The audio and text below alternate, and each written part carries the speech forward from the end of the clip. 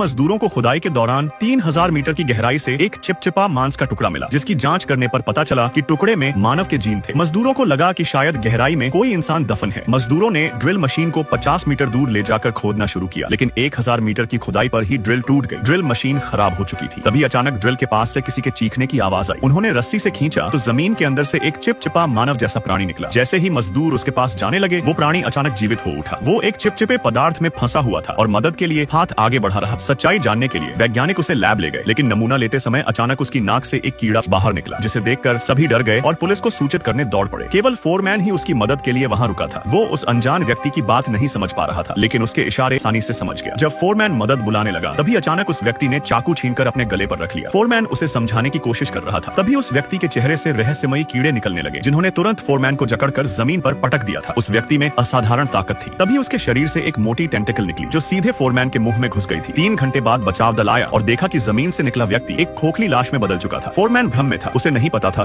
कि वो उस मॉन्स्टर का होस्ट बन चुका था। उस दिन के बाद से फोरमैन के शरीर में अजीब बदलाव होने लगे। वो जल्दी ही हिंसक हो जाता था। एक सहकर्मी से पंजा हारने पर उसने उसके दांत तोड़ दिए। जब सहकर्मी ने पलटवार किया तो फोरमैन के शरीर से मॉन्स्टर निकलकर बाहर आया और सहकर्मी को मार डाला। पुलिस से बचने के लिए फोरमैन ने लाश जलाने की सोची, लेकिन पुराने खंडहर में 2 सहकर्मियों ने उसे देख लिया। लाश को देखते ही एक सहकर्मी ने फोरमैन पर बंदूक तान दी, लेकिन मॉन्स्टर ने उसे पल भर में मार डाला। दूसरा सहकर्मी अब मॉन्स्टर के कब्जे में था। अपने साथियों को बचाने के लिए उसने खुद को गोली मारने की कोशिश की, लेकिन मॉन्स्टर ने उसे रोक दिया। सहकर्मी ने अपने साथियों को संक्षेप में बताया कि राक्षस उसके शरीर के अंदर है। उसने वैज्ञानिकों से मदद मांगी, लेकिन वैज्ञानिक ने तुरंत कार्रवाई नहीं की। उसका कहना था कि मॉन्स्टर होस्ट के शरीर पर निर्भर है, इसलिए शरीर को नष्ट करने पर ही उसे बाहर निकाला जा सकता है। साथ ही उसे एक गहरी झील के पास ले गए, जिसमें संक्रमित व्यक्ति ने डुबकी लगा दी, लेकिन अगले ही पल मॉन्स्टर ने सहकर्मी के शरीर को फाड़ डाला। वैज्ञानिकों ने मॉन्स्टर की बुद्धि को कम आंका था। वैज्ञानिक तुरंत भागना चाहता था, लेकिन अब बहुत देर हो चुकी थी। मॉन्स्टर ने उसे तुरंत पकड़कर मार डाला। बचे हुए 2 व्यक्ति यह देखकर तुरंत अपने घर भाग गए, लेकिन घर पहुंचकर लड़की ने देखा कि उसके बॉयफ्रेंड का व्यवहार बिल्कुल परजीवी सहकर्मियों जैसा हो गया था। उस दिन के बाद से परजीवी मॉन्स्टर रोज शहर के लोगों का शिकार करने लगा।